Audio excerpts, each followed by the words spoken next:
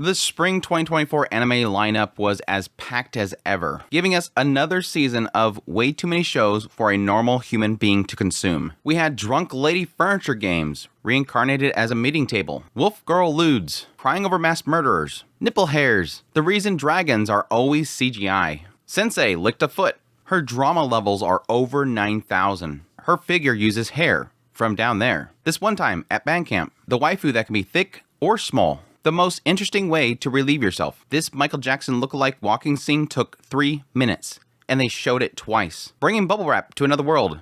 Danma-sama. 2 Roxy lookalikes in a season with Roxy. Happy Father's Day. Just the tip. I survived the zombie apocalypse by showing my Ponsu. If this Shota was a lolly, the internet would be outraged. When did this witch get his sauce? I never thought I'd ever find a chimera hot. And Ataru finally fell in love with the hottest alien ever. But don't worry, you don't need to sit through all 60 anime titles to find the best. I'm here to give you my top 10 anime series of the season. As per usual, my lists do not include any show that has not actually ended in the season itself. So titles like Tensura and Spice Wolf will not be included. With that said, let's just dive right into it. Kicking things off with my number 10, yes, we have the cute and funniest girls that you'll ever find in Blue Archive, the animation. Now, truth be told, I do have a bias here because I have been playing the mobile game for a long time, although I am a story skipper, so this is my first experience jumping into the actual story itself. But what I really found enjoyable of the series itself was really just seeing all these characters that I've been using for so long actually come to life and their personalities and whatnot, and I think the studio themselves did a fantastic job. It takes place in a world with animal people and girls with halos that shoot guns at each other, but they don't die, and you have all these different schools and they're competing against each other, and then Sensei shows up to help this one school that's about to get shut down. And as I joked about earlier, yes, sometimes seeing these cute girls go around and do felonies like hijack buses or rob banks and whatnot in order to pay off their debts. It was so great seeing mischievous characters that I love so much, like Mutsumi just do her usual cackle, and you have Aru, who I've never cared for before, suddenly became one of my favorite characters of all time. It's just really in the personality, the art style of the characters, and just the fun and shenanigans they get into. And yes, Sensei licking a foot. While I won't say the series is a 10 out of 10, I will say that even if you're not into the franchise itself, you might find enjoyment here because, like I said earlier, I've never been into the story before and I found it enjoyable. For my number 9, I have Tonari no Yokai-san. Now this is easily the hidden gem of the season. This is the show that I didn't see anybody talking about, but when I dived into it, I really enjoyed it. Now, I won't say that it's a perfect show because I was kind of coming into it looking for like a Natsume's Book of Friends. This idea of out in a rural area, having yokai and whatnot, kind of living side by side with the humans. But the difference here is that this series kind of takes place in a world where yokai and whatnot are living side by side with people, and it's just a normal thing. You have at school, you can have a classmate that's a kappa. You can have a news broadcast where the person's a tengu. It's just a daily occurrence to live side by side with these people. But what I found so engaging with this series is similar to something like Natsume's Book of Friends, where it's just kind of these heartfelt moments of the characters, what they're going through, the struggles that they're dealing with and whatnot. A lot of the stories deal with loss and moving on with your life, supporting one another, and yes, massive changes in your life that kind of make you question your future. A huge chunk of the series is about Buchio, who is just a newly born Nikomata. And it's almost like this existential crisis where suddenly he's trying to figure out what his life is, what is his purpose, and yes, his desire to repay his family for raising him ever since he was a kitten. There's so many heartfelt moments, so much emotion in the series that I really did enjoy it. And plus it has a nice style to it, very soft colors and whatnot. If you like tearjerkers, emotional shows, and yes, shows that kind of blend supernatural with reality, it's definitely a series to check out. For number 8, we have A Salad Bowl of Eccentric. This show was just too much fun. It is, like the title leads you to believe, it is a salad bowl of eccentrics. It is a mishmash of so much oddities into one package. It opens up as pretty much a reverse isekai. You have the princess of another world that has magic and whatnot is coming to our world. And our main character is a detective and he is suddenly just kind of shackled with this girl. And what you have from this is like a mishmash of so many different genres that is so well mixed together. On one end you have Sosuke and he's just doing a job where he's tailing some woman to see if she's cheating on her husband. But then the next minute you have Sarah and she's blowing up a band of bad guys. But then the next minute you have Livia is being kind of brought into a cult where she performs a miracle and then suddenly becomes the beacon of hope for the cult itself. You have a girl that's dealing with bullying at school and trying to overcome that with the things that she's learned from the detective. And then over here, yes, the cult leader is currently making a figurine of said woman that made miracle, and she uses her actual hair in order to make it realistic. It's so bonkers and off the wall here and there, but at times extremely wholesome.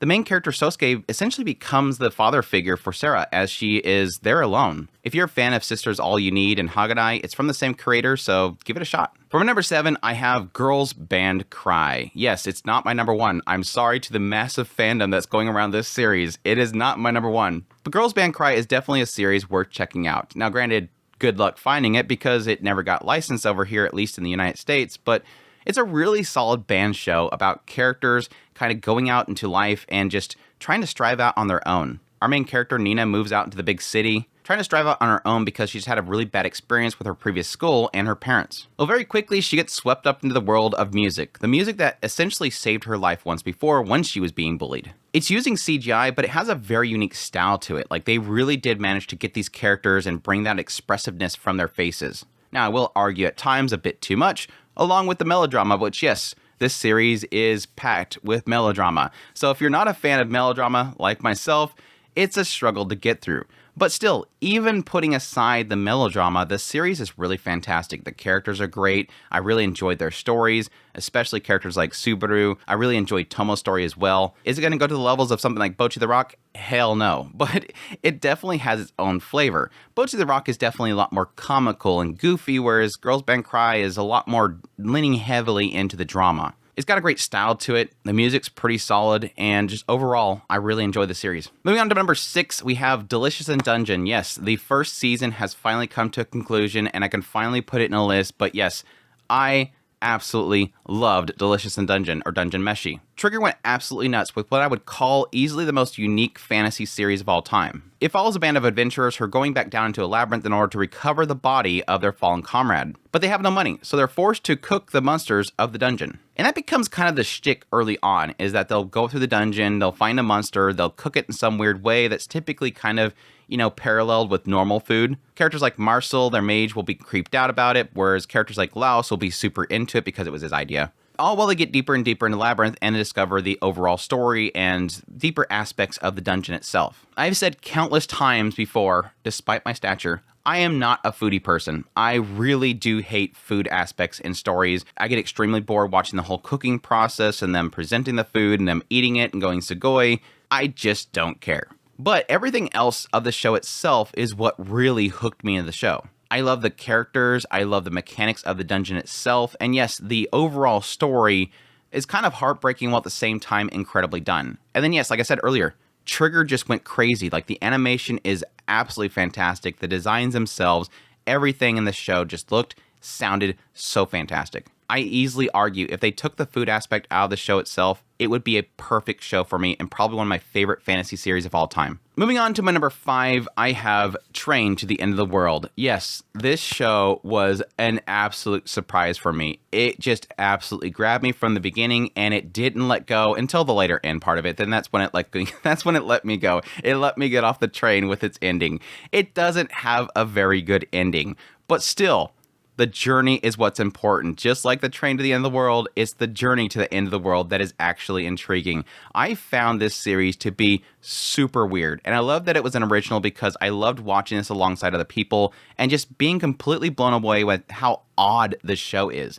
Like, the writing behind this series, which I could probably attribute to Michiko Yokote, is just off the walls. I made the joke early on that it's almost like somebody put a box of mushrooms in a meeting room and then put a bunch of crayons on the table as well. They locked them inside there, a bunch of people inside there, came in later, and then looked at all the writing on the wall and made stories out of it. But what's so great is this series always kept a consistency. It always still felt grounded even though the stories they were telling were so off the wall. It's essentially about the launch of a 7G network pretty much twisting and messing up the entire world. And it follows these girls as they're traveling to Ikebukuro to see their friend, and every stop they go along the way, each town is changed by the 7G in a different way. So yeah, you can have a town where everybody's zombies, or you can have a town where everybody has mushrooms grow on themselves that make them feel good, but then they die really quickly. You have a small town, you have a town of shogi and magical girls. It's just all weird, at the same time extremely entertaining and super fascinating. I tell people all the time that if you're going to watch anything, watch the zombie episode. Yes, the Ponzu killing zombie episode.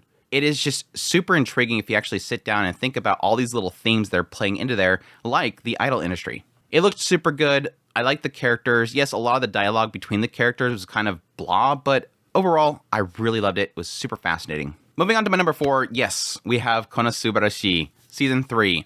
I absolutely love Season 3. Even though I'm seeing very mixed reactions to Season 2 and Season 3, I didn't like Season 2, but I love Season 3. It was a nice return to what I love about Konosuba, just a band of dorks coming together and just having shenanigans. This season more focused on darkness, obviously, but yes, still having just a lot of goofy moments with Kazuma. I will say it, and I'll say it again, I'll keep saying it to the end of time. I think the chemistry that this writer has created between Kazuma, Aqua, Darkness, and Megaman is just pure gold.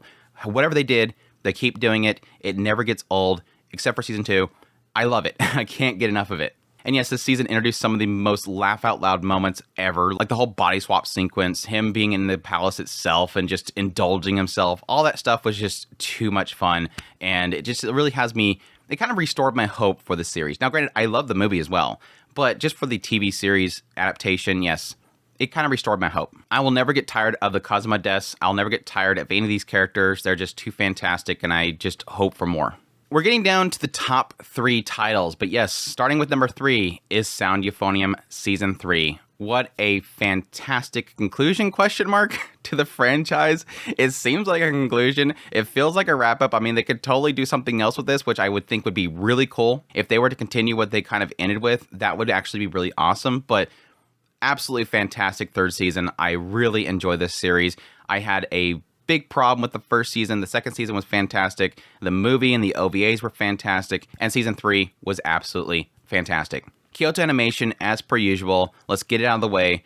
Absolutely gorgeous looking show from beginning to end. This show just looks way too freaking good. The character designs, the filters they put over it, the visual effects, and all that kind of stuff just bring these characters to life. And yes, when it comes to moments where they're feeling stressed, they're feeling emotional, it just amplifies it all. There was so many times watching this season that I just got massively teary-eyed. The emotional points just hit whenever it needed to hit. What makes Season 3 so great is it's almost a culmination of everything building up so far. You have Kumiko taking on the role of being a leader. You have the stress of having to manage 50 people. I think it was like 50 people in that club at that time. You have the pressure that comes from trying to build towards a goal. People questioning decision makings, all the drama that comes from that. Never feeling like too much. I just love these characters. I love what they're going through. I hurt for them. I cheer for them. Sound Euphonium is going to go down as easily one of my favorite slice of life of all time, and Season 3 was a great addition to it. The music, the visual, the sound effects, just everything is top notch. And yes,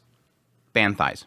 Moving on to my number 2, we have, yes, Jellyfish Can't Swim in the Night, another original series. I like whenever these original series actually pan out. But yes, Dogo Kobo flexing their muscles and showing some great visuals and storytelling with essentially a coming-of-age story about a bunch of kids finding inspiration in one another and really seeking out their dreams and futures. What made this series so fantastic for me is, yes, on one end is just absolutely incredible work with the actual directors and the team working on this. But additionally, I just loved the characters themselves in the story. It's sort of a play off of social media and the effects that it has on children and their desire to kind of push forward into the future with their dreams. By happenstance, these children all kind of find each other and then support each other in order to go towards a common goal. But again, like I said earlier, the gem in this show is really just how it portrays the emotion and the anxieties and the difficulties that each character is facing. For instance, you have Mahiru, who's the main character. She's an artist that gave up on art because she felt like her art wasn't good enough. But after being told by somebody that she actually likes her artwork, she starts to get back into it.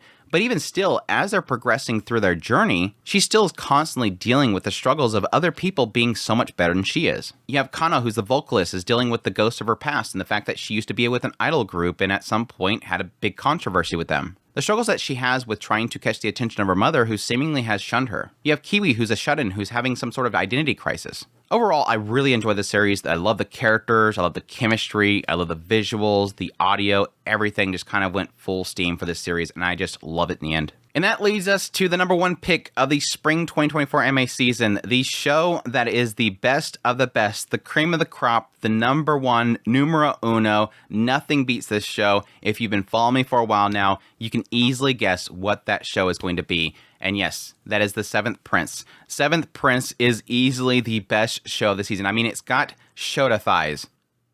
I'm joking, of course. Yes. No. The number 1 pick, my number 1 anime of the spring 2024 anime season is easily, without a doubt, no contest, Mushoku Tensei Jobless Reincarnation, second season, part 2. Words cannot express how much I adore the Mushoku Tensei franchise. I have been reading it for a long time, ever since I fell in love with the first season, and it has been an absolutely amazing journey. But I want to express that there's something to be said here that with season 2, part 2, something definitely clicked for me. Now, yes, I think season 1 is easily one of the best pieces of medium I have ever watched. I think visually and everything, it was just pretty much perfection. Minus something here or there that was skipped with the actual adaptation, it was just amazing. It was enough that, yes, it pushed me to go actually read the novel series, which I'm not a big fan of light novels. At the time, I wasn't. But I will admit the first part of season 2 did have me start to worry about the future of the adaptation. Well, part 2 pretty much corrects most of all that. Visually and thematically and adaptation-wise, season 2, part 2 of Mushoku Tensei was easily some of the best stories of the series so far. I made a whole video talking about this, but essentially Mushoku Tensei is flawed perfection. A story about characters who make massive mistakes, have massive flaws, but are all so beautifully realized because of that. Nanahoshi's breakdown, Norn's shut-in, and yes, the teleportation labyrinth, that obviously is going to break a lot of people. Despite the fact that Rudius is a scumbag and does so many horrible things, there's still a lot of things that you can relate to with his character. And it's in that relatability and yes, how flawed these characters are that I feel like they actually feel real. And what comes from that is whenever you have dealings with some very struggling subjects and yes, the idea of loss, it hits so much harder. There was so many points throughout this segment that just had me bawling my eyes out. Refugion's brilliant writing came through with this season, and I absolutely loved every single minute of it. It is some of the best storytelling ever. It is some of the best drama ever. It is some of the best fantasy ever. It is some of the best mechanics ever. It has some of the best world building ever. Everything is so immersive and so well done. And like I said before, even though it has some of the most controversial subject matter, I think it's subject matter that needs to be told in order for people to actually really relate and seek to change themselves. Mushoku Tensei is going to go down as one of my favorite franchises of all time, if not the favorite of all time. And I just cannot wait for season 3. Roxy best girl, by the way. And that's it. That is my top 10 anime of the spring 2024 anime season. For honorable mentions, I have a lot of them. Kaiju number 8 was fantastic. It was just a load of fun. I really enjoyed it. Mysterious Disappearance, my gosh, I loved this show when it was doing horror. It's just unfortunately, whenever it was doing slice of life stuff, it just kind of lost me, and it did a lot of that. Duke of Deathin is made, season 3. Yes, finally, that series is over. I really did love the franchise and all the storytelling that it did.